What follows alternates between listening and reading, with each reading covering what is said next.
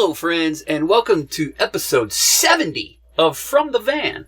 It's a podcast from my van, where I have conversations with people who have relationships with residential vehicles.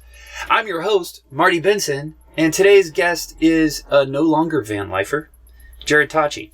Jarrod Tocci has a bunch of YouTube videos that you may know about. He's a very fun guy to talk to.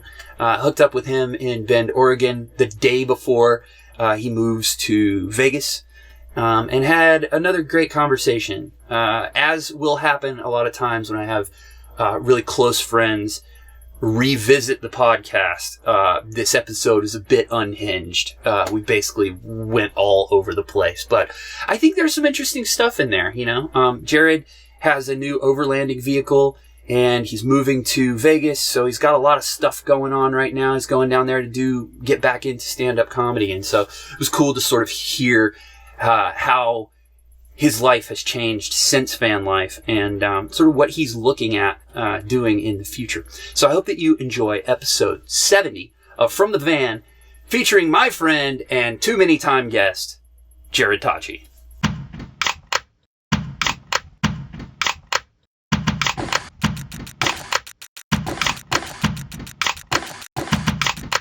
Yeah, man, whatever Jarrod you want. Tocci. What's up, buddy? Welcome to the podcast from your backyard. Okay, tell me where we were last time. Wait, you and I did an interview with Shane last year over Zoom. Over Zoom, yeah. I hated doing those. I'm sorry, man. That's why I quit the podcast. Man, if I wasn't so thick right now, I'd feel more comfortable leaning back in my chair. Now everything's opening back up. It's great to see people. You were still in your van last time. Is that right? Yeah. You my God. I think you had a contract, but you hadn't sold it yet. I don't know if I had a contract. Do you remember what month we did it in? Because I know exactly when I sold my van. It would have been like June, May, probably about a year ago. Exactly. Yeah, exactly. Wow, because we are in end of June or mid June right now. Maybe end of May. I don't know. I sold my van in July. Okay. It was for sale, but you hadn't sold it. I put it up for sale. I was doing some odd and end fixing to it. Yeah. And then I installed an air conditioning unit. That's right. Yeah. Right as you moved out of it. Well, yeah, it was actually part of my deal. Like I was like, listen, like they were like, hey, do you want to do a video on our air conditioner? We need to get it out to the masses. And I was like, listen, I'm about to sell my van, and they were like, cool, go right ahead. Yeah. And I'm like, okay. Right. So I put in this $4,500 cruising comfort air conditioner, and it was no plug to them, but I mean we just plugged them. Plug to them. But no, I mean they're great. Their cruising comforts are great, but I mean it was like I was like, dude, I can't get my van any nicer than it is. Yeah. And I didn't think the market was going to do what it did. Yeah. And I could have gotten $20,000-$30,000 more if you waited a little bit longer. Now. Yeah. I sold my van on June 3rd last year. Oh, so I sold mine about a month after you. And it was the same sort of deal. Like I had it listed on GoCamp where you rent your van out. Oh yeah, you told me. Yeah, I was terrified of that, and I sold my van. And then like the next day, I get an email: your van has been booked for June 10th, for the week of June 10th. And I had to email them and be like, I don't have the pink slip of that van. It ain't my van, dude. You're gonna have to call somebody else about it. You didn't take it off GoCamp as soon as you sold it, or did you forget? I forgot because this is the thing. Yeah. Is that there was this huge dip in van life, right? Because everybody was like, oh shit, pandemic, we're all going to die. I got to go see grandma before I kill her. You know what I mean? Like before I kill her, Jesus. like everything was devolving. And so everybody was like scared to spend money and that sort of stuff. And then mid-pandemic, everybody was like, oh, a van is the only way to quarantine and travel at the same time. I would say that turned right around September of last year, September 2020. And if I held on to my van for 3 more months, I would have gotten a bunch more money. I mean, don't get me wrong. I made out really well, especially because of my discounts that I got for the van. And I didn't try to rob people. I actually sold it for an amount where I tell people now, and they're like, yo, that was way too cheap. Yeah. Because I had the floors, as you know, and the AC, as you know. And damn, I missed that van, though. So the guy that bought it, Jeff, and his wonderful wife, they made out like bandits. Yeah. Do you keep in touch with them? Oh, yeah. He actually just texted me the other day. Okay, cool. Yeah. Because, he actually did a lot of upgrades to it. You remember on the outside there was nothing? Yeah. I kept it stealth. He put an awning. He put a RIP package, the ride improvement package.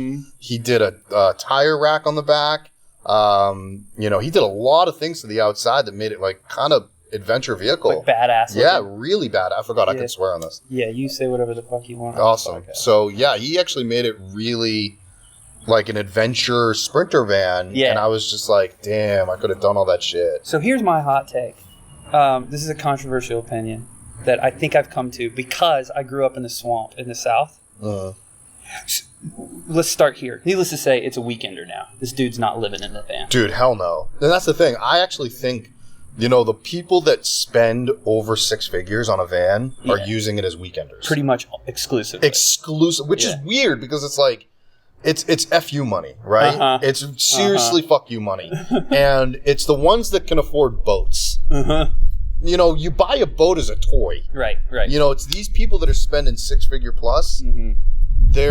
They're doing it because they want it as a weekend or a toy or a month at a time. Right. But they want something comfortable. Whereas us DIY dirtbags are like, just do it as cheap as you can, man. I want to have everything that I need, but I want to spend not a penny more on what I'm doing. But then you get these, and I don't want to get into this huge thing about it, but we can if you want. Dude, get into it. Make people angry, Jarrod.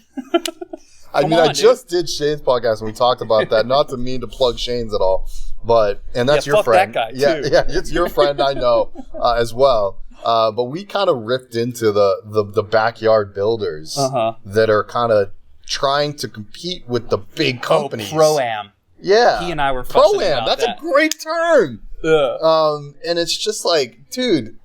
You've built like 3 vans, not like Shane, I'm just saying in general. Like we're talking about anybody. Like, hey, you built like 3 vans and now you're charging $200,000? Yeah. No. Yeah. You can't compete with, the benchmarks and the Touaregs and the Nomad vans. Like, you can't compete with those guys. Yeah. Those guys are the best of the best. Right. They have a production facility. Right. I mean, and Mark from Nomadic Customs isn't even charging that much. Right. And it's like, dude, and you're building it in, I call them backyard builders or driveway builders. Yeah. And I don't know, like, there's my rant, by the way. I've been doing that a lot because I'm tired of people taking advantage of other people. Yeah. Well, and the other thing is, I think that I sort of have the wherewithal to know, like you were saying a few minutes ago before we started this, that I don't know how to build. And so, like, because I have the podcast and because I've been living in a van for 2.5 years, like every 3 weeks or so, somebody will DM me on Instagram like, how do you do this? Hey, will you build me a van? And I'm like, get the fuck out. No. For real? Yes. I used to get that a lot. I'm like, hell no. You don't know how many corners I cut, dude. You would not tolerate my van. Well, I'm glad that you have the what did you call it? The wherewithal to know that I shouldn't be building other people's vans. And here's the other thing. You have a lot of people that build that 1 or 2 vans like you've done. And they're like, all of a sudden, they see dollar signs. Yeah. They don't see morals, or they don't have a morality to it. Right. Where they're like, instead they're like, oh, I can go make 30, 40 grand off of somebody. Yeah. And they're going to put like IKEA furniture in there. And then a year later, that person's going to call them and be like, yo, my upper cabinet just fell off my wall. Everything fell apart. Yeah. But like, for you and I, like for us to do it ourselves, like we'll do that all day. Well, because we don't care. The thing is, if the cabinet falls off the wall, I know exactly what I did wrong and exactly how to fix it. You know what I mean? Yep. Like I'll just put it right back up. And that's another thing, though. That okay, so that's another interesting thing about. I was terrified about renting my previous van, the Metris, because it had a cool electrical system, but it definitely had its limitations. And you get a novice who doesn't know what they're doing. They were just, I'm pretty sure. I just had this discussion with somebody the other day where... How do you teach somebody to operate your van? You can't. You are like, it's almost like you need to almost, I don't want to say build your own electrical system because I don't think that anybody should, especially if they don't know what they're doing. Right. But you really have to understand, DC power and inverters and all of those components to really understand how the electrical system works. Like, you need to do a week's worth of research before you can even take a van out because... Start turning stuff on even. You can't, like, that's what I'm saying. Like, and here's the thing. We all have to go through it. I went through it on my first van. I called my dad at 9 o'clock at night and I'm like, dude, what the fuck? Why is my refrigerator turned off? And it's because Dometic has a built-in safety mechanism where your batteries get to a certain point and they're like, yo, Dometic, I'm not going to take power from your batteries so your lights can still turn on. So Dometic is smart enough in that way. ARB, all of the fridges do it that way. However, I didn't know that. Yeah. You know what I mean? You have to learn, you have to almost learn from your own mistakes. So, you know, I see this with, like, because I'm friends with a lot of pro builders, as you know. I've been in offices where they're like, they'll get an email or a call from a client and be like, yo, my solar panel's not charging. And it's like, no, it's 99% of the time user error. And that's what, you know, and I hate to say that, but it's true. You know, a lot of people, I use... I'm put my phone on silent for you, boss. Thank you. That was really unprofessional on my part. Yeah, dude. God, now I'm going to have to go back and post and get that one beep out of this podcast. It was a Nook, and you're about to do a podcast with her. So. Yeah. Hopefully she'll come float today. I invited her, so... All right, put your fucking phone away.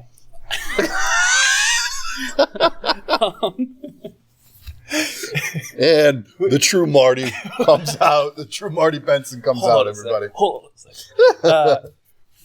Wait, okay. So we were talking about how difficult it is to like learn how to operate an electrical system in a van, even just to use it. Not to mention putting it together. I almost feel like it can be dangerous for somebody who's not either already educated or educating themselves very meticulously. It is dangerous for them to put an electrical system together. Yes. That said, I almost feel like if somebody's going to try to use an electrical system, they need to, if they're having a van built, they almost need to be there for the installation. Well, I can take you as an they example. can understand. Huh? You as an example is perfect. Yeah. Because, you did your first electrical system, but even you were like, right? Your second electrical system, you had a pro practically build it with you. Right. Yeah. So you knew everything in there. Listen, I'm on my third build. I did my first van, I did my second van, which I paid someone to do my electrical system in my second van, and my now Jeep, which is an overlanding rig.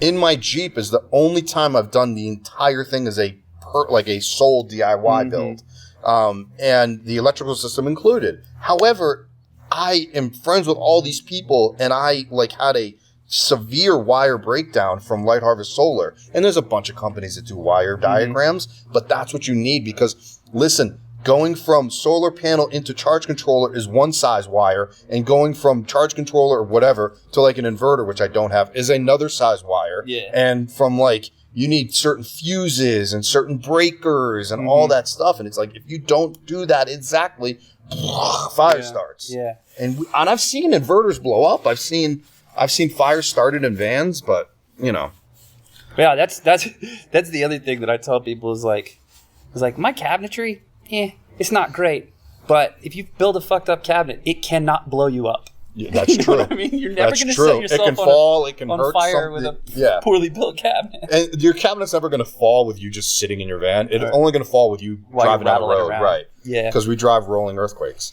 So let's talk about, to get back to this controversial opinion that I was about to make. I have been sweating an air conditioner for 2 years. Oh, this is a controversial. I want one so badly. Okay. Because I grew up in the South, in the swamp, where it's 100 degrees and 100% humidity for a lot of the summer. You wave your arm through the air and it starts raining below it. Everything is a cloud. Anyway, my point is... Oh, by the way, when you have JC on, she went to school in Louisiana, so you guys can talk about the swamp. Oh, yeah, about how much it sucks in the South. Okay, LSU? Go ahead. LSU, yeah. LSU? Yeah. All right, that's for later. Just going to snap at everybody all day.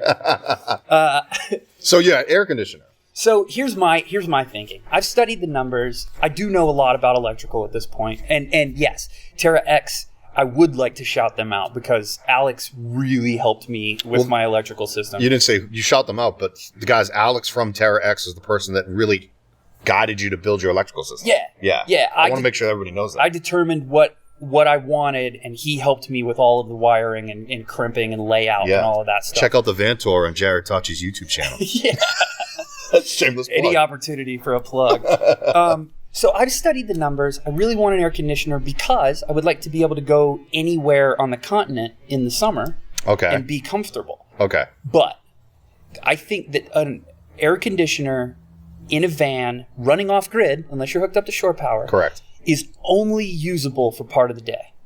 Correct. Because you cannot generate let me ask you this. solar power to run that thing 20 hours a day. No, absolutely not. Unless you have 800 to 1,000 amp hours of batteries. But even then, you'd need 1,500 watts of solar. No. You're depleting your battery, but it's not going to be as fast. You have enough battery is what I'm trying to say. But the point is, you can't generate enough to be power honest with you, to run it day after day. You ready for this one? What? Even plugged in, you don't generate enough power. So the ones that are really screwing up their systems, this is user error, are the ones that are plugging in using a 12-volt AC, which is what I had in my van, and it still doesn't generate enough power. Right. The reason is because of the inverter amperage, which is an inverter charger, and your amperage coming in off of the shore power, which most are 30 amp, because that's what your plug is. Well, guess what? Running an air conditioner 50 amps is about 40 to 45, However, your air conditioner doesn't run 24/7. Right. Your compressor turns on and off just like a refrigerator compressor. Right. So while your compressor is not running, but the fan is running, it's You're probably only pulling drawing 3 amps. Not that much. Yeah. Maybe 2.5 probably. So that being said, while the compressor is not running, you are still gaining back that charge. Right. So yes, you can still keep a charge with 1,500 watts of solar power, like you said. But 1,500 watts, you can't fit on a normal van. Your math. You need a bus at that point. Yes, I know. I have 500 on my. Yeah. I have 800 and I'm completely covered. You're covered. There are smaller, more efficient panels, but Yes. even those, I could still probably only get 1,000 on top of my van. I totally agree with you. The most efficient panels I've seen are the ones that are on my Jeep right now. Sunflare Solar, shameless plug. But All right.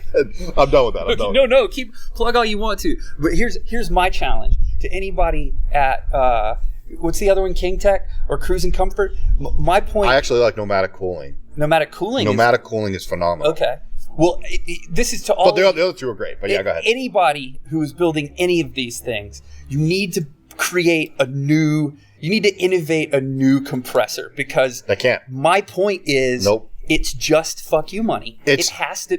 Only people who have air conditioning is 5,000. You got to put an additional $2,000 worth of batteries at least into your van on top of whatever you would have had otherwise. At least. And then you got a $4,500 AC, and you got to pay somebody to install it. So you're looking at $9,000 for an air conditioning system. Whenever I have you can only use for 4 hours a day. I understand that. It makes me crazy. Okay, so I usually have this conversation with a lot of the people I consult with. Yeah. So it's I got to do consulting on the side. And a lot of people ask me about air conditioning. I also have this discussion a lot in, seminars and workshops that I do at events.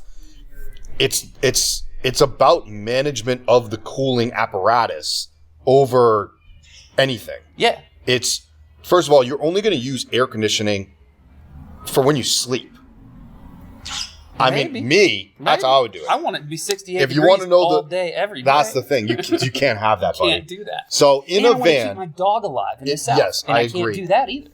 In how I do it, and this is my tricks, is because we're in, like I had a Cruise of Comfort, which is a 12-volt air conditioner in a 144 Sprinter. That is a 10-foot by 6-foot space. Okay. Mm-hmm. The way that I managed it is I set my thermostat to between 80 and 85. Mm-hmm. And it's so high, you're like, yo, that's not enough. When it's 100 or 105 outside, that 20-degree difference makes a massive difference. Yeah. And because it's set so high, the compressor's not running all the time, as well as the space that you're in and the size of it stays cool because of, and now again, you can't talk air conditioning unless you talk insulation. Right. You have to have really good insulation. Sure. You can't just have, Pink Panther up there on the walls. Like you probably could, but it's terrible for vans, period. But like you have to have really good insulation. I talk about that. You can't talk about heating and cooling without talking insulation. Now, if you want to talk, like there might be somebody on this podcast or watching it right now being like, what about the Fresair? Yo, the Fresair is a freaking high-grade swamp cooler. Now, the thing is with Fresair, you go into anything over 80% humidity, which is most of the country, it does not work. It just blows like hairdryer air. My buddy, My buddy is the CEO of that company. My God. I didn't know it because somebody was talking about these fresh air things. And so I just blow up their spot? I get online. Well, and the thing is, I actually got on the phone with him.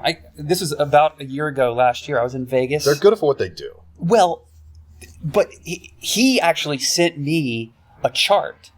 That's on their website. The chart's on the website, dude. He hadn't put it on the website yet when he sent it to me. And wow. I was like, dude, if you look at the thing is, this will work in Las Vegas where there's zero humidity, right? In dry climates, in the desert, Phoenix, it can potentially cool your place. As soon as you go east of the Colorado River, no way, you're screwed. It just doesn't work anymore. It does not work. Yeah, all it's doing is making your van wetter. Or east of the Colorado River, even like if you come up here, there's a lot of humidity up here in the summertime. Yeah. Or if you go, we're in Oregon right now. But I mean, if you go to the Northeast, forget about it. The South, not even a chance. It won't work at all. Here's the other fun fact. For people that don't know this, everybody that loves Havelock wool, same thing. What? If you go into high humidity levels, it stops working. It will absorb, but it doesn't release as well as it would in a drier climate. Mm-hmm. So and there's a chart on their website too. Yeah. If you check it, it's like something like 90% humidity. It doesn't release as well as it would in 70% humidity. Mm-hmm. It's something weird like that. That's pretty much true for every substance. It is. It truly is. You know, my mom, I didn't know this. My mom was a real estate agent before she retired in South Carolina. She was pretty successful for a number of years reselling houses is what she did. It was like already built homes.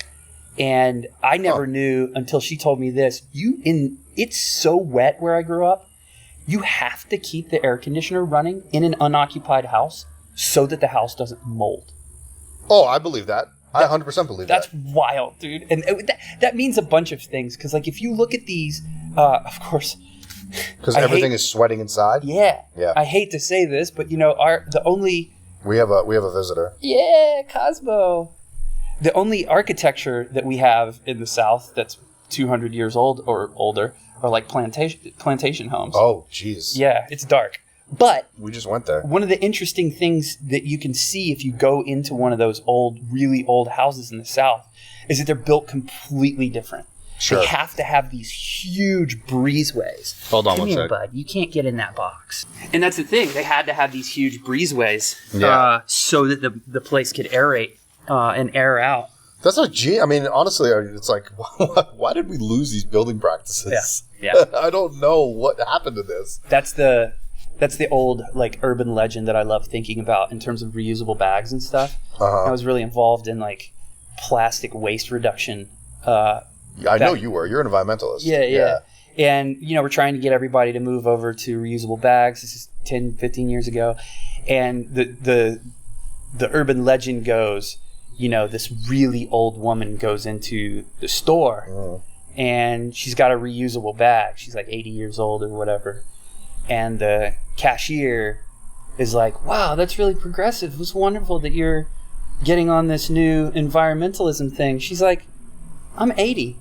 This is how we did it when I was a kid. You know what I mean? We didn't have throwaway shit back in the day. It's true, they built houses to last and stuff. It's true. Not a 70-year lifespan or whatever. As you may know, I actually went to school for architectural engineering. I remember in one of my classes, our professor asked us, when you build a building, what is the shelf life of that building? As from a contractor or an architect standpoint. And we have to know that going into it. And buildings are actually now only built to last 50 years. Yeah. Which is wild to me. It's crazy. And I'm like, what about after 50 years? Right. Why can't we build them for 100? Right. And I think it's money. Yeah. That's what it comes down to. It's cheaper to build them with a shorter lifespan. Yep. Well, and then we have to rebuild them and we make more money. Right. Or whoever does, right? There's also, that's an interesting sort of philosophical tension between, I was talking to this guy in Half Moon Bay the other day who I really want to get on the podcast. He's in his 70s, computer programmer, and dude was living on a boat. Love that. Really, really sharp. And he was telling me, because he does websites for a bunch of climate change advocacy groups. Wow. And he was like, it is coming climate change is coming so much faster than we realize. And he's like, I think if you're smart right now, you need a sprout garden. He's like a full-on like prepper at this point. Okay. He's like, you need a sprout garden. You need to buy some land up in Alaska right now, and because everything is about to change, and people are going to be fleeing California.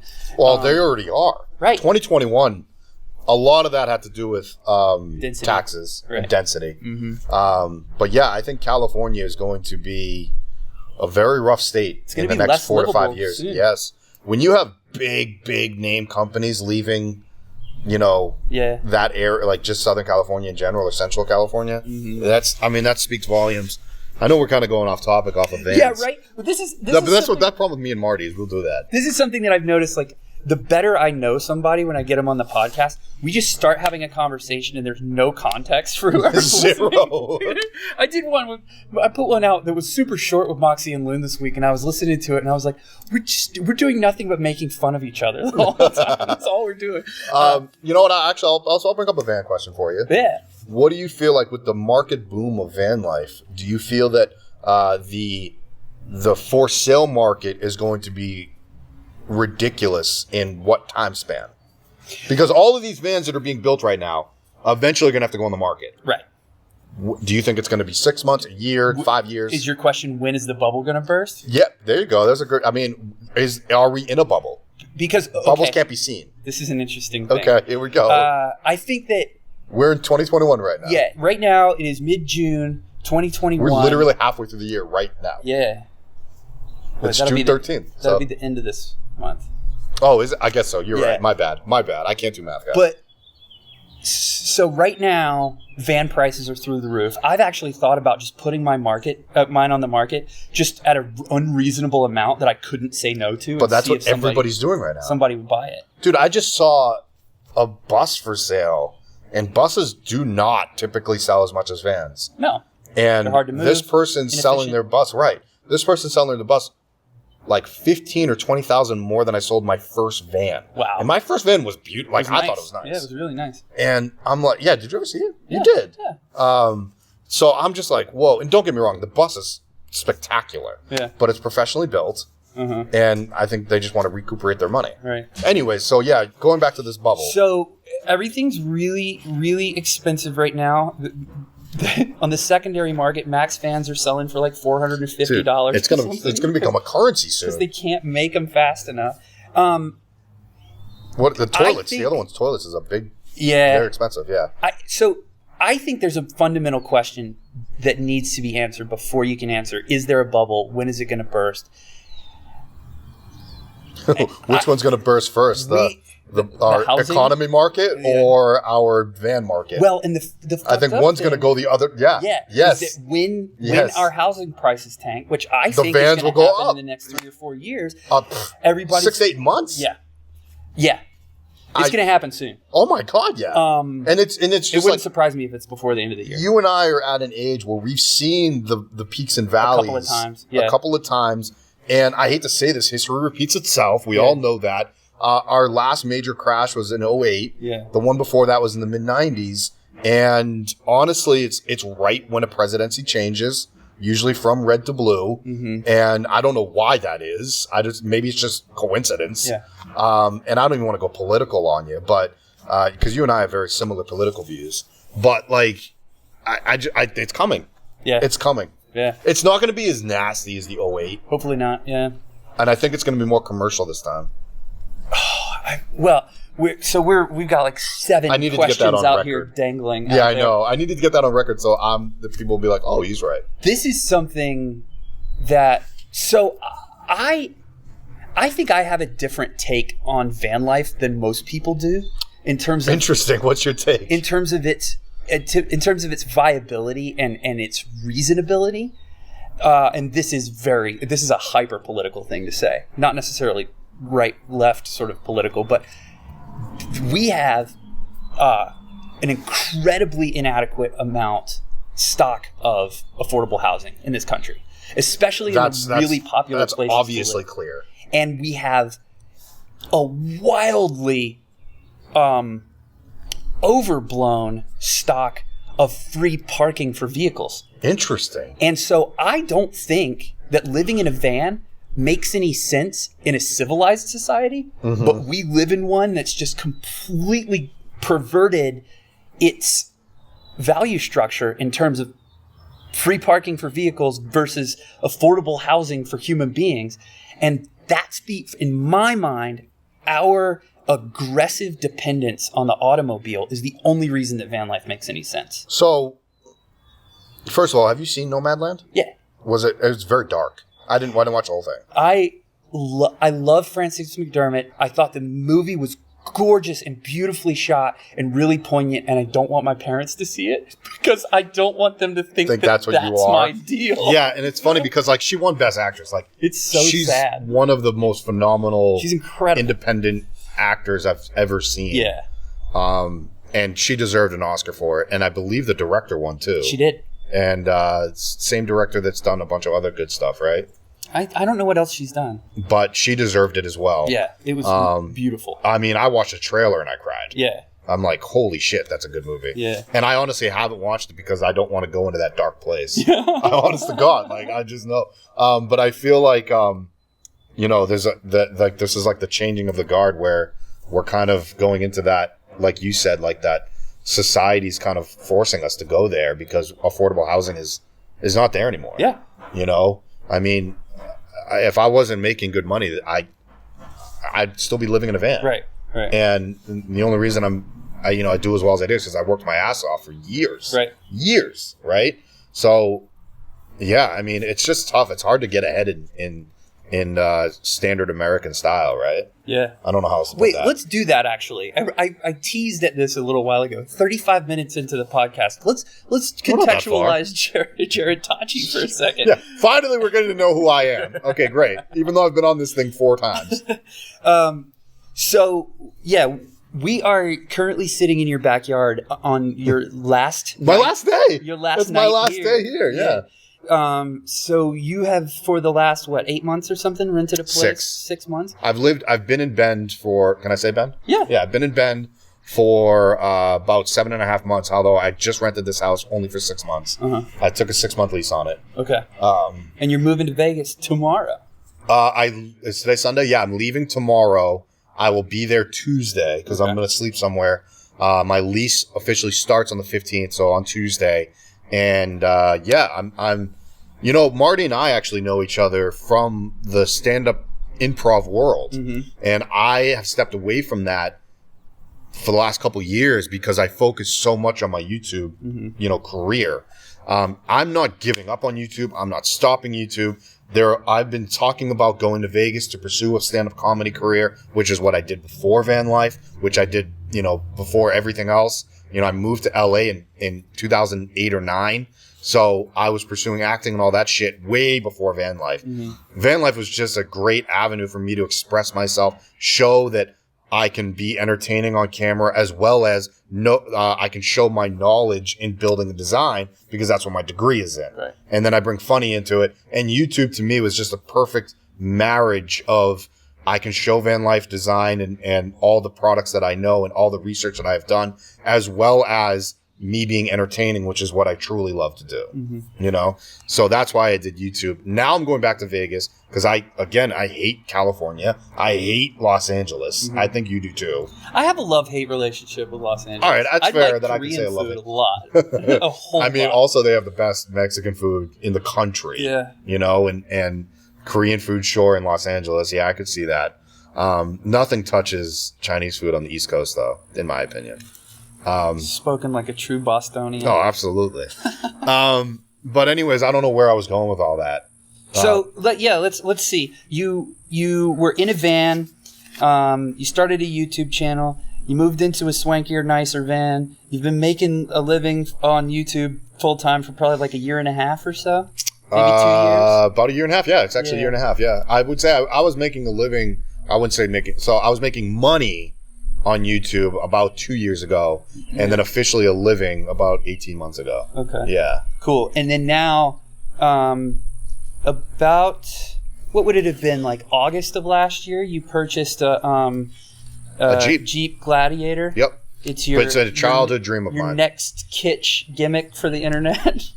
I mean, honestly, I don't have fuck you money, which I want.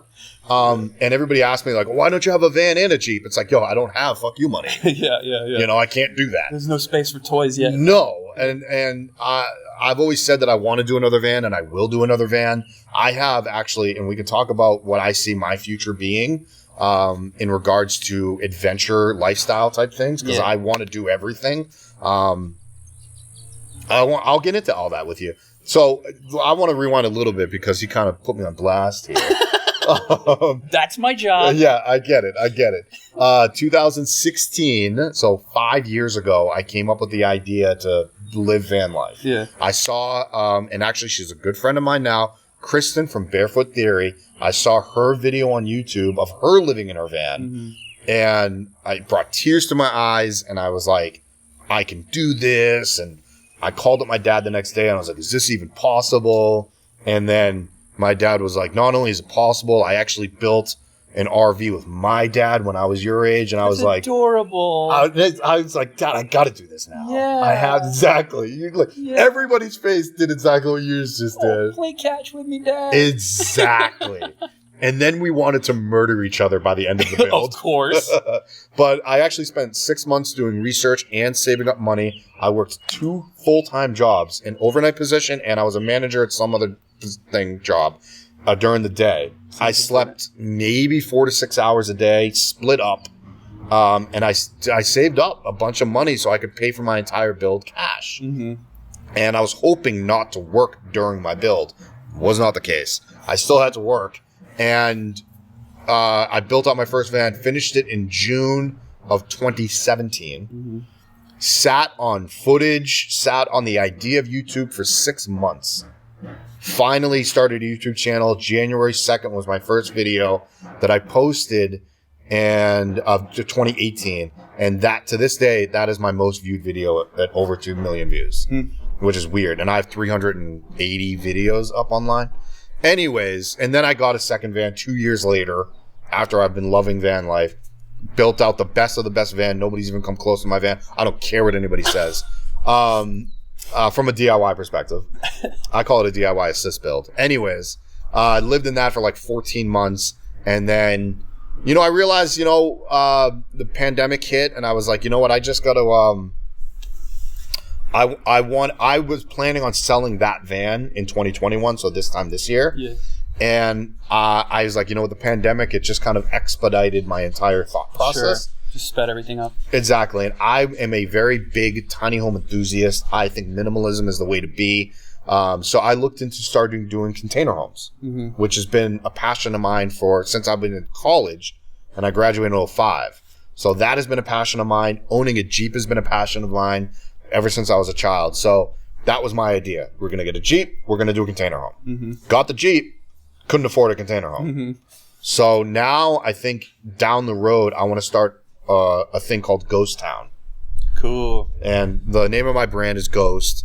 Originally, it was an acronym. It still is an acronym. It stands for Ground Home Operation Stealth Transportation, which pertained to the van. Now the acronym is going to be slightly different for Ghost Town as well as Ghost Overlanding. So now I have a Jeep that's built into an overlanding rig. Somebody recently said it reminds me of an inside-out van because I have everything in a van but inside out. It's in the bed of the in the bed of the truck. Bed of the truck, and then you've got the Desert Armor. Shout out to Desert Armor. Yep. On top. I do a Desert Armor rooftop tent. At the time, there were very few companies that had the short bed, hard shell tents. I went with them because they're a good company. But yeah, Ghost Town, what I think eventually will happen, which will be my container home. I'll maybe have a couple tiny homes that I can rent out, as well as like 4 to 6 parking spots, everything off grid for van lifers, and a maker space where people can come and work on their vans. I can help. I can lend a hand to.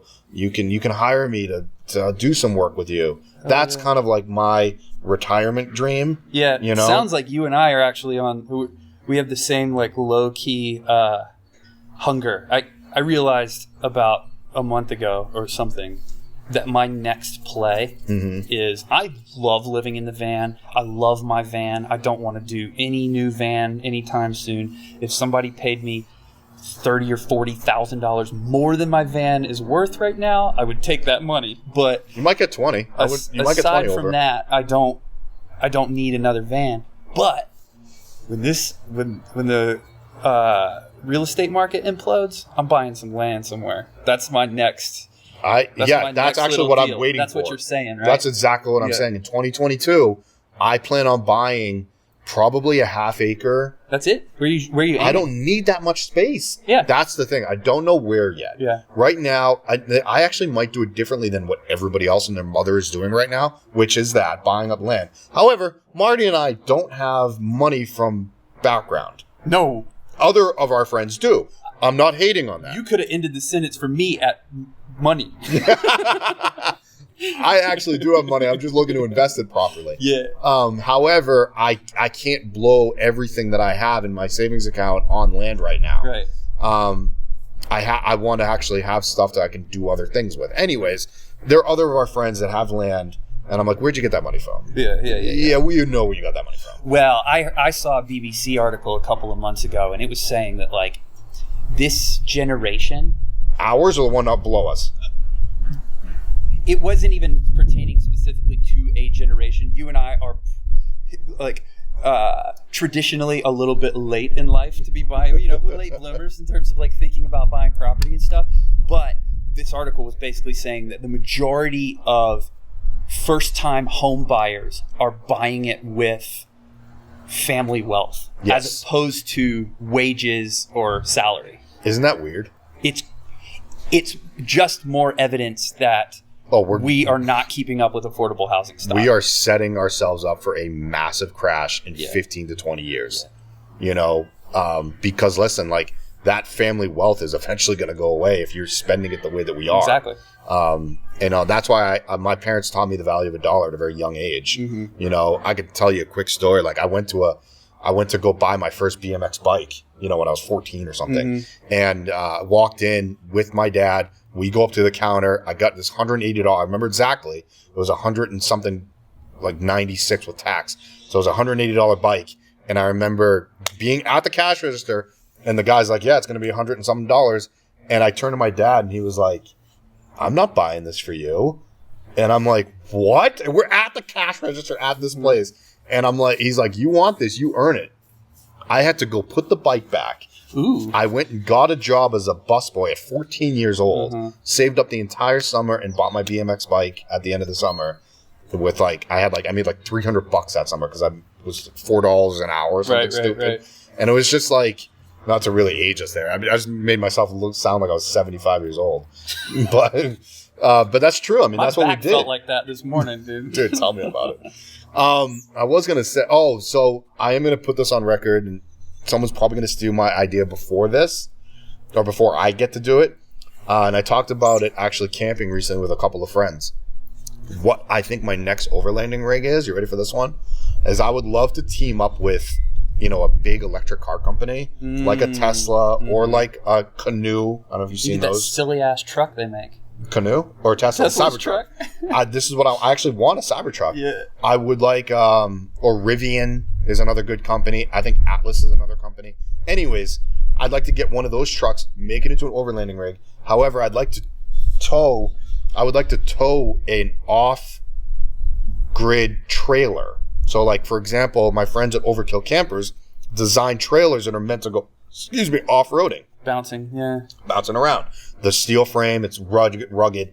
And I would literally create a rolling EV station. Yeah. With a bunch of batteries, and like solar panels. Yes. Yeah. And it's like, because people are like, oh, there's not enough charging stations.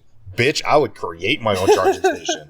And I would plug in my Tesla or whatever right into my rolling battery bank. Yeah. And I would have a bunch of all-electric toys in that. Yeah. I would have, an all-electric mountain bike, my one wheel, like all bunch of different toys inside of this trailer. Cool. And that would be my overlanding dream. That sounds fun. That would be cool. Yeah. I have been thinking about, and I guess it's just probably not cost effective, but I've been wondering every time I'm going down, somehow it seems like all of my ex-girlfriends had Priuses. But so I've driven a Prius. Is this a pattern, Mark? I've driven a Prius a lot. Yeah, I don't care what you look like as long as you drive a Prius. But oh man, you know, they have the regenerative braking in those things, and every time I'm driving my heavy ass van down a hill, I'm like, why didn't they make this thing hybrid? Now let me ask you this: does Toyota hold a patent on that?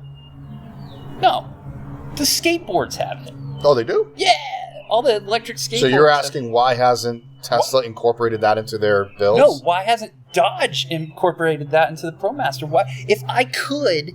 Well, because they're not a hybrid vehicle. That's why not though. That's my question, dude. It's not cheap to build a hybrid vehicle. 35 miles to the gallon in that thing. It would be worth $5,000 or $10,000 more dollars to me. There's a lot more engineering into that, and you and I are not mechanical engineers. Damn right. But I do know a little bit about the space, very, very little. Yeah. It's not easy nor cheap to make a vehicle hybrid. Right. You know, and weight. You know, we're adding those batteries a lot more weight. Heavy. Yeah, all of them are. Any battery is going to be heavier than anything else. You know, that's probably the best answer I could give you is why isn't a van more hybrid efficient? If they could, they'd make it by now. Yeah. You know, like think about all the delivery trucks. Do electric Sprinter? Are those No, out? they're still going to be doing them. Yeah. It's in production. It's not in production. You have to, you know, they've got to go through rigorous amounts of beta testing, crash testing, all of these things that are behind the scenes that you and I don't see or just the general public does not see. There is a lot of hoops to jump through before you can, you know, do that. Market that thing. Yeah, and it's funny because like friggin' Elon comes on every other month and is like, we're going to do the semi-truck. And everybody's like waiting for the semi-truck. This was like a year and a half ago. And where's the semi-truck that can get 1,000 miles? It's like, yo, it takes a lot to get there. Every time I see that guy talk, I throw up in my mouth a little bit. I know you don't like him. I know you don't like him. I hate him so much. I know you don't like him. He's like the perfect like 21st century like American supervillain. Well, who do you hate more, him or Jeff Bezos? Or I could even throw in Trump's name into that one. Oh my god. Oh my god. They're perfect, dude. Put them all on a raft, man. We could play. What is that? What is that? Marry, fuck, Marry, kill. Oh no! With the three of them, I think the answer is suicide. I'm going outside of the box here, man.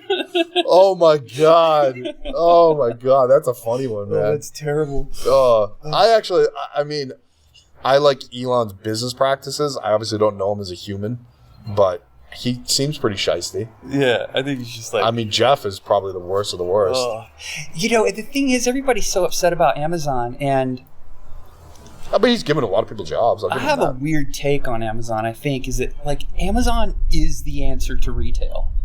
And the problem, in my mind, isn't... Wow, this is a real tangent. But the problem in my mind isn't Amazon or the way that Amazon conducts business, and it's not even necessarily the rich guy at the top that's greedy and just hoarding all this money. The problem is our corporate law structure in the United States is because the dude is, by fiduciary duty, he's obligated to make as much money for his shareholders and as much money for himself as he can. Obligated, yeah. And that's our problem. The problem... The idea of not having to have a brick and mortar store and stuff just comes to your house and it's all packed into a tiny little place is awesome. What we need to do is have regulations in place to where he can't keep all that much money and can't mistreat his employees. You know what I mean?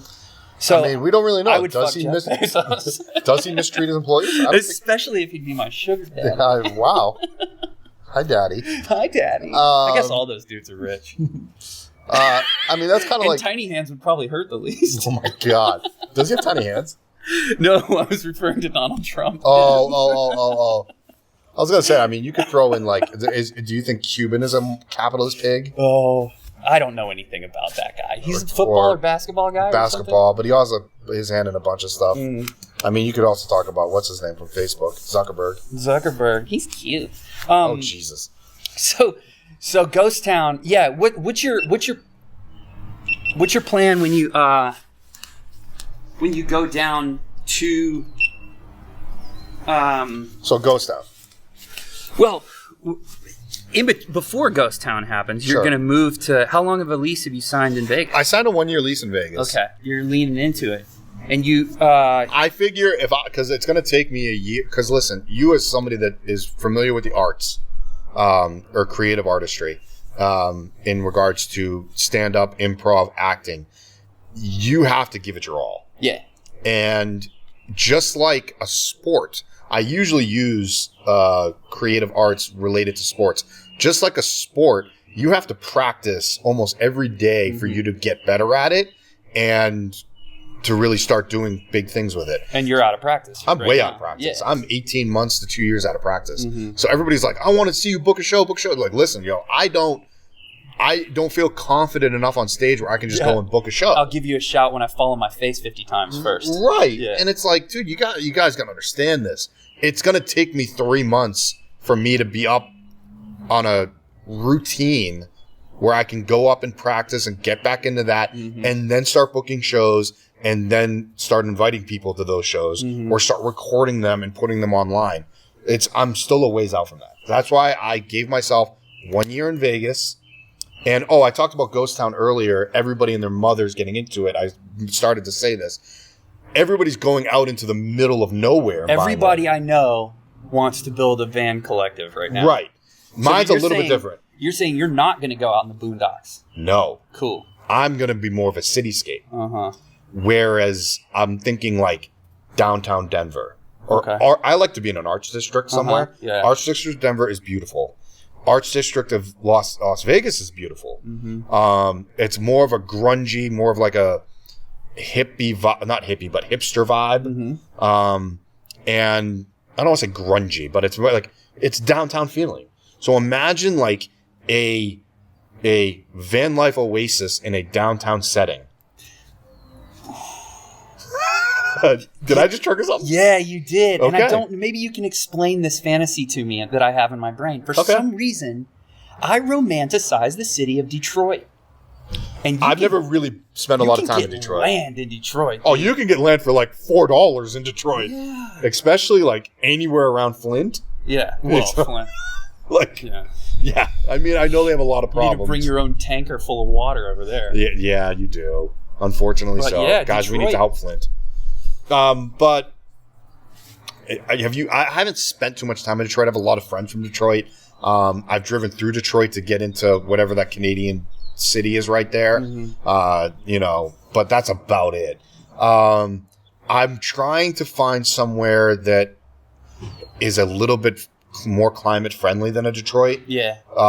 If I went to anywhere Denver that had has pretty good weather. Denver has great weather. If I went somewhere that had more of a fourth season, I would look into New Hampshire, Vermont. Yeah. But again, I want to be in, like, even where I'm sitting right now, Bend is a big enough city where it would work, but I'd want to be like downtown Bend. Right. Everybody else that I know is looking at, places that have a couple thousand people in population, right? Right. And they're trying to buy 10 acres instead of half of one. Exactly. I'm like, what the fuck am I going to do with 10 acres? Right. That's why I'm like, dude, I can do it on a half acre. I can do it on a full acre. Your electric four-wheeler, dude. Yeah, exactly. Well, that's the thing. This is more of a community space than a camping space. Right. This is, let me come through town. Let me have a safe place to park. Let me have somewhere to work on my van. Maybe even build a van, and I'd come up with a tier structure where I can start charging people, properly for that, I'm so interested to hear. Hold on 1 second. Hey, is he inside? Okay. I'm so interested to see the way that a municipality would react to that. That's the other thing. You have to, like, for example, I actually, I spent, I was either 1 or 2 nights, I think it was 2 nights, at a place called Tiny Digs. Okay? Tiny Digs actually walked me through all the processes that I need. Cool. Because Tiny Digs is legitimately a tiny home community in downtown Portland. Okay. Not downtown Portland, but like in Portland. So you have to follow the zoning requirements for something like that. Right. The best thing you have to do, and this I can give this away to everybody, is to get an RV lot. You need an RV lot. And then everything else is like, you just got to jump through a few hoops here and there. Yeah. I know, for example, in Encinitas, technically speaking, it is illegal for you to use a vehicle as a habitation, even on somebody's private property. Right. unless you have an RV lot. But if it's an RV lot, then you can get away with it. Yeah. So how I would want to do it... You need it to already be zoned as an RV lot, right? Or you got to convince them to You'd have to maybe convince them to rezone it, which is, again, this is a lot of hoop jumping Sounds through. expensive. It can be. It can also be who you know. Mm-hmm. It's, getting in tight with the, people in the city hall or whatever. Mm-hmm. That is why I'm looking at cities like a Las Vegas where it might be a little bit easier. Denver's going to be hard. Boise would be kind of a cool city to be in. Dude, I was even looking at Bellingham because Seattle and Vancouver are right there. Salt Lake City. Yeah. Probably not there. But now I'm looking at like a Sedona. Mm-hmm. My friend over here brought up Taos, New Mexico. Mm-hmm. Small. Those are small. Right. I need something bigger. So it might be like a Scottsdale, which is outside of Phoenix. I don't know. I'm kind of open at places in Texas. Yeah. Really don't give a crap. But it's a lot of zoning requirements. It's a lot of how many structures you can have. It's a lot of whether it's an RV. I'm probably, if I'm looking more of a downtown setting, I'm looking more at like a work-live zoning where I can have a work-live space. Yeah. And I can build my structure as well as an RV lot. Mm-hmm. So, yes, that is why it's taking me so freaking long to do this, because I have to, number one, find the city, and number two, find a city that's allowing me to do all of that. Let you do it. Because I talk about this on my YouTube all the time, and people are like, when's Ghost Town popping? And I'm like, yo, it ain't that fucking easy. Yeah. Well, let's talk about YouTube for a second. Sure. People can tune into your TED Talk or whatever to get the whole YouTube thing. Do I talk a lot? I'm sorry. No. Yes, you talk all the fucking time. That's why we're friends. What is YouTube? What does being a YouTuber look like? Give us the kind of short version of like. Okay, I can give you the best answer for this. Why did it work out for you? I know you bust your ass. I'm going to answer that one, but you asked the question a second ago. Okay. What does a YouTuber look like? What does being a YouTuber look like? And then remember your other question because I'll probably forget it. Being a YouTuber looks a lot more glamorous than what it really is. Okay. And the reason I say that is because social media has fucked up a lot of our psyches. Mm-hmm. I just had this discussion with our other mutual friend, Alexa. Mm-hmm. Alexa was actually afraid to say that she was selling her van because of the shame that she was going to get from social media. Yeah. How can anyone live that way? That is wrong. Yeah. That's fucked up. Yeah. Stop doing that. And it's because of what Instagram, Pinterest, YouTube has done to us. So being a YouTuber is fantastic. I love sharing my knowledge. I love sharing everything that I do and my life. But it also gets like a lot of my YouTube channel. I don't put a lot of my personal life out there. Mm-hmm. I might eventually in the future. But nobody knows if I'm single or dating somebody. Right. Nobody knows, my sexual orientation. Nobody knows where I live or my, all that kind of stuff. Mm-hmm. I'm not like a Logan Paul. Right. I think I'm a hybrid of a Logan Paul meets any of those van life channels. Mm-hmm. But that's kind of my, I don't know. I actually love it. I do love YouTube. That's my problem. Yeah. And also be careful what you wish for. The people are like, I want to be a YouTuber. Do you? Yeah. Do you? Yeah. I want to be an influencer. Do you? I turned down a lot of work. Mm-hmm. I turned down a lot of hey, promote my brand. Hey, do this. No, I pick and choose who I get to work with, which is kind of cool. So I will say that. Yeah, cool. And then the other question that I asked is, why did it work out for you? Your first video sort of popped off immediately, right? I think it was because of what I said earlier. Was I took my knowledge of architecture and design, as well as 10 years of stage training, workshops, seminars between acting. I'm a graduate from IO West, which is Improv Olympic. Which is like a Groundlings or a Second City or something like that. Or all shut down though now. Well, yeah, they had to. All gone. Yeah. Well, IO closed. Yeah. But our IO West closed. IO Chicago's still up. Is it? I think they closed too. Did they? I believe so. Well, they're probably going to revamp it. No. I think Charna called it quits, man. That's too bad. Yeah. That's right. You were involved with IO as well. Or UCB. I did the UCB pro. I did a lot at UCB. I never studied it. Okay. I played graduated shows from at iOS. IO too. Oh, you did? Yeah. iOS was one of my favorite stages. It was fun. IO, I was a graduate from their improv program. I actually took sketch comedy classes at Second City, and I took writing classes at Second City, pilot writing classes. So I had all of this training on top of a degree in architectural engineering. Mm-hmm. So I feel that YouTube for me, I also went into YouTube knowing that it was a marathon, not a sprint. Mm-hmm. You know, I didn't get monetized because of the changes that YouTube was going through. I didn't get monetized for the first 5 months of having a channel. Yeah. I made $0 for 5 months. Mm-hmm. I knew that. I was okay with it. Yeah. My first check was like $300. And when I say that to people, they're like, oh my God, that was a great first check. It was. Yeah. But I actually looked at the whole changing of the YouTube monetization of that 5 month period was a blessing in disguise for me, because it really taught me I'm making content for me, not for them. Right.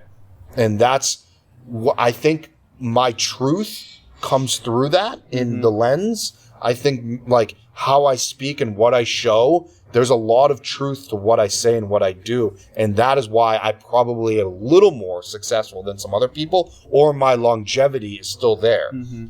When I first started, what was it? It's now almost 3.5 years. People were like, oh, your channel's going to be dead in a year. And I'm like, bitch, no, it ain't. And I am now proving that. You know, I am still, you know, exponentially growing. The first year I got like 20,000 subs. The second year I got 25,000. My third year I got 50,000. And now I'm on pace to hit about 50 to 60,000 this year. You know, so fuck yeah, dude. Like, I love what I do. Yeah. You know?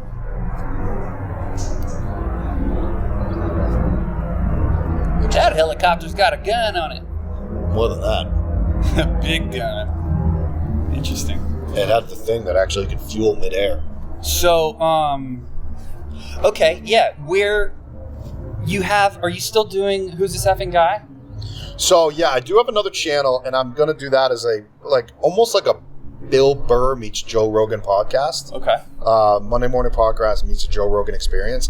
It's because I'm gonna do half solo, half or as many guests I can get. Right. That's gonna be predominantly the podcast, the Who's This Effing Guy, and I'm not gonna start that until I get to Vegas. Mm-hmm. And then I will put comedy routines on that channel. Also, okay. Because my other channel, I don't cuss, I don't swear, I don't show provocative stuff.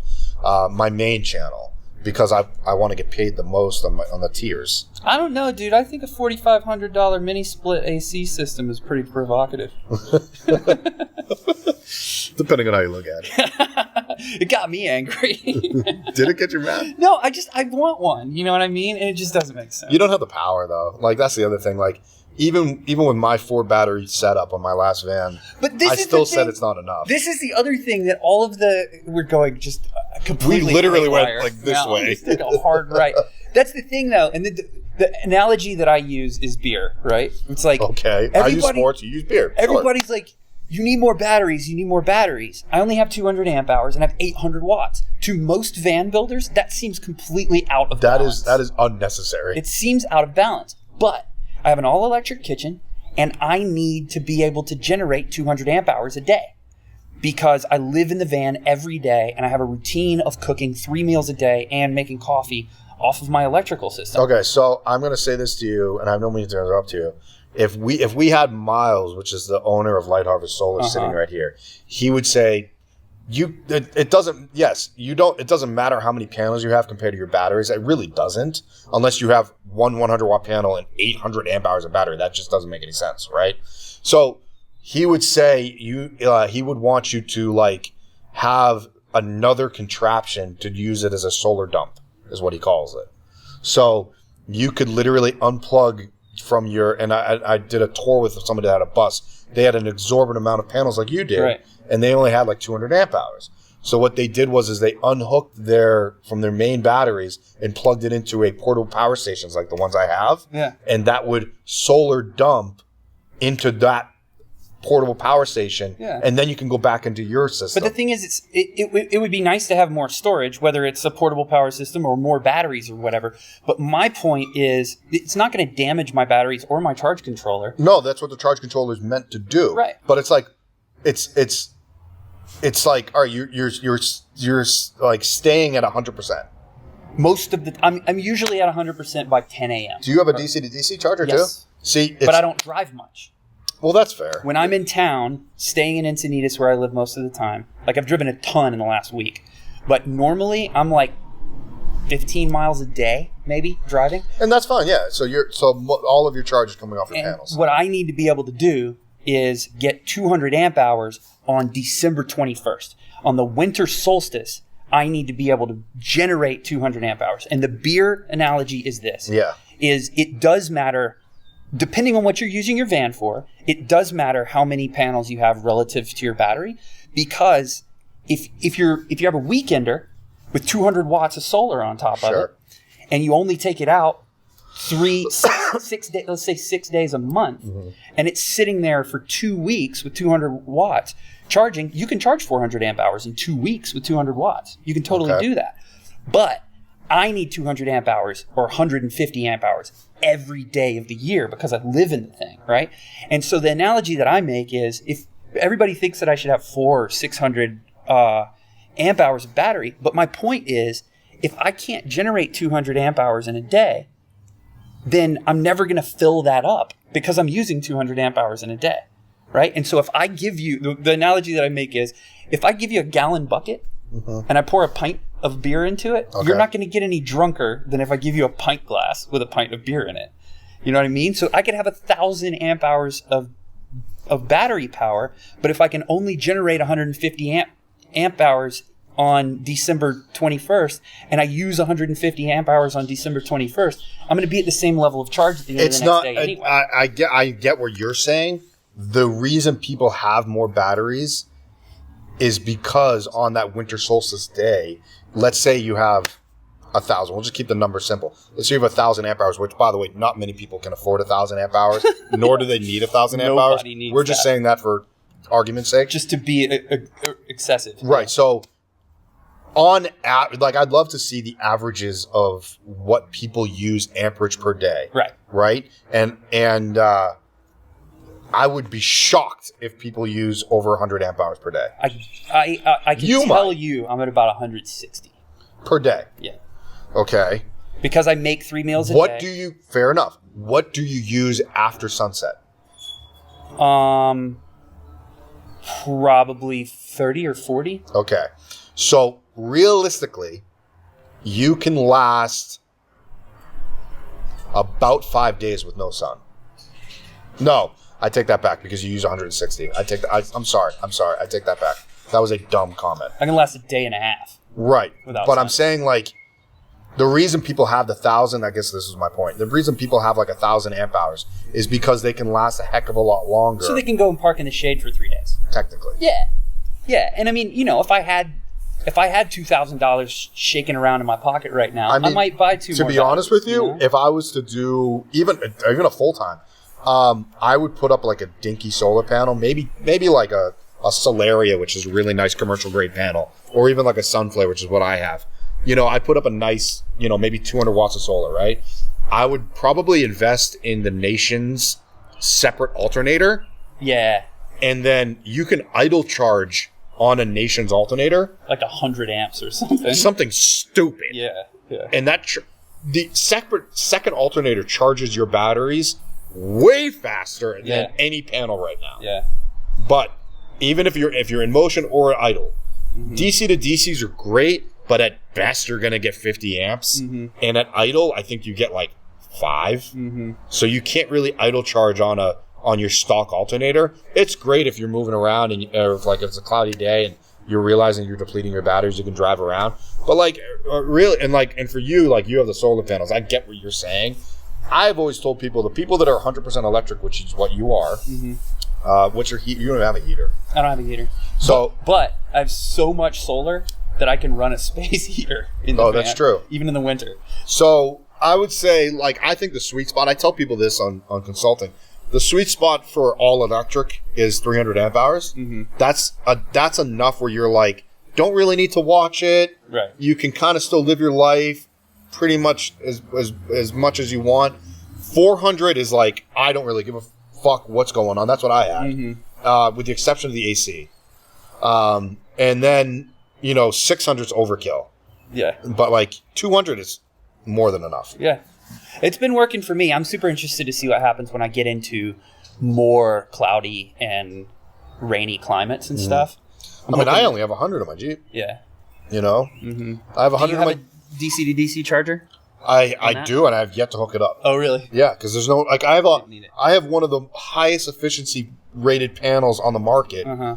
And... That's a flexible panel, right? Hell yeah, it is. Cool. Yeah, it's a military grade. I can stand on that bitch. Cool. Yeah, it's... If you support it properly from underneath, you can walk on that. Dope. Yeah. I mean, they're rated for like 80 mile an hour hailstorms and shit. But those panels, I have a 100-watt panel. I can say I have a 100-watt panel. I think it's like a $550 panel. I think. I mean, I'm an ambassador for Sunflare, so I get stuff. I don't mind saying that. But yeah, they're top of the line panels. Right. Solaria. Like if you were to get like a 400-watt Solaria panel, which is again commercial grade panel, they're beautiful. They're 400 watts. I think they run about $350. Wow. But they're beautiful panels. Inexpensive. They are inexpensive. Yeah. And that's what I'm saying. It's like you can get one 400-watt panel for $300 to $400. That's all you need. Yeah. That is all you need. So let's get back over to the YouTube thing for a second. Yeah, I want to wrap this up. We could do this for 3 hours. Ow. Don't pick up the pine cones. Are they pointy? They're fucking hurt. Yeah. I just stabbed myself. You did it twice. Don't remember mistakes. Jarrod. Yeah, back to YouTube. We're going to wrap up with that. Yeah. Where do you see your Jarrod Tocci YouTube channel? Not Who's This Effing Guy, you explained that, but where are you going to move? What's changing? How's it going? It's not, it's funny. It's like, going to keep doing the same, mostly van tours and stuff? I want to broaden my tours. I do love the fact that I am the person doing the tours. I don't hire videographers. I would like to hire an editor at some point in my life, but I can't. One I did. Point, right? I did, and he was actually great. But I want to almost have a personal relationship with my editor, so they understand me a little bit more. And I do actually like to edit. I just don't have the time to do it anymore. So I would like to hire an editor. I still love being my own videographer, although I would like to find other close friends. Like if you wanted to videography a tour, as long as you do it in my style, as in intro the same way I do it, as well as having a conversation with them. I feel like I was one of the first van life tour people that had conversations with people. Now, I hold my own because I'm improv trained and I know vans. Right. So going back to your question is, where do I see that channel going? I want to broaden my horizon with the tours.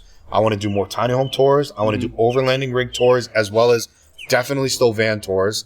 I'm very involved in the van life community. I want to continue doing more travel adventure vlogs in my Jeep, meeting up with people, meeting good people, going to events. I have an event in July that I'm scheduled to be at, which I'll be talking at. I also have an event in September that I'll be at, as well as competing in. The one in September is called Gutted. I'm doing Colorado Tiny House Festival. That'll be in July. I'm doing probably Tiny Fest in Austin, as well as an adventure van, I definitely want to get to an adventure van expo, as well as an overlanding expo. So all of that is happening over the next several months. I will be vlogging all of that stuff. I love to do informational type vlogs. I love showing off other companies. As the van life market and the off-grid market continues to expand, I will continue to show that and bring experts in front of everybody on through my lens. I have a scheduled meeting with Jonathan, the owner of Nomadic Cooling. I'm going to go meet with the guys from Desert Armor. I want to meet with the people from CVT Tents. I want to go meet with other van builders. So that is really where I see my channel always going. I'm going to be doing that kind of stuff. And then the day in the life, that's in quotations, of my life, which is travel and adventure, either in my Jeep or when things start to open back up via plane. I would love to go to Iceland. I'd love to go to Switzerland, Finland, Denmark, and travel to these kind of places. I'd love to travel around Europe. And when I go to these places, I'd really like to actually rent a van and do van life in other countries. Yo. Van life Canada. That's another one Alaska. of my fantasies, man, is like, it only costs about $2,000 or $3,000 to ship a van. I don't want to the ship Atlantic. one, but yes, you're absolutely right. I'm happy with my van. I would love to just like keep the same van and go, for to like Scandinavia. absolutely. Scandinavia is definitely It's gorgeous. Like, on my list. but like, because of the amount of travel I want to do in the short amount of time that I'll be doing it, no, I'm not going to be shipping my own vans takes a or month. vessels. Yeah. Right. I would rather go over there and rent something Rent one. from a local company, promote them. Right. I'm not asking for free stuff. I mean, shit, a lot of the stuff on my Jeep I paid for, Right. Because I'm willing to spend the money and support these companies. As long as I can show it off on my YouTube, I don't really care. Right. So I ask permission. They give me permission because I'm paying for it. And bada bing, bada boom. I have myself, a nice little page where I can show adventure and travel and all that beautiful stuff. Yeah. Cool. All right. We'll plug some stuff. The YouTube channel. What else are you My doing? YouTube channel is Jarrod Tocci. Everything is Jarrod Tocci across the page, across all of everything. So, with the exception of Who's This Effing Guy. But JarrodTocci.com is where you can find all of upcoming events. And that'll be appearances at tiny home festivals or stand-up events. Hopefully my website girl has it up and running by the time you release this podcast. This isn't coming out for 3 weeks. Perfect. So, Catherine, please get on that. Thank you for doing that, Catherine. Yeah, there's a plug for Catherine. She's actually amazing at what she does. She's just redoing my entire website. Cool. Yeah. She's a sweetheart. JarrodTocci.com, Jarrod Tocci on Instagram. Are you TikToking? I am TikTok, which is Jarrod Tocci. Actually, TikTok is going to be more of the comedy based. Cool. It'll be more behind the scenes of comedy. Yeah. It'll be like skits. It'll be stuff like that. Nice. Right now, it's not. It's all dumb shit. But I'm too old for TikTok. I don't get it. Pinterest. I got to get back on a Pinterest. I would like to write a book, and that might be down the pipeline at some point. I just partnered up with Project Van Life. Mm-hmm. So I'm now, instead of writing my own ebook on how to build a van, I partnered up with Project Van Life because I actually really like their system and how they have it. It's like a $97 course, so I'm an affiliate through them. And you can book a consultation from them, or you can book my consultation through them. Cool. Yeah, I mean, I think that's it. What do you think? I think we should go float on the Deschutes River and drink a beer. Yeah, I've got some Pacificos. Are you okay with those? Yeah, I got some too. Okay. All right. Great. Fuck yourself. Thank you for doing this again. Dude, you're the man. I could talk to you for hours, buddy. All right, guys, we did it. That was episode 70. Thank you for sticking around if you've made it this far. I really appreciate you listening to this episode. Hope that you enjoyed my conversation with Jarrod. It's always good to see him. He is moving to Vegas, and it is summertime, which means that I will not see him again until it gets cold, because I don't do Vegas in the summer. That's crazy. Yeah, thank you for listening. Tune in next week for another episode of From the Van.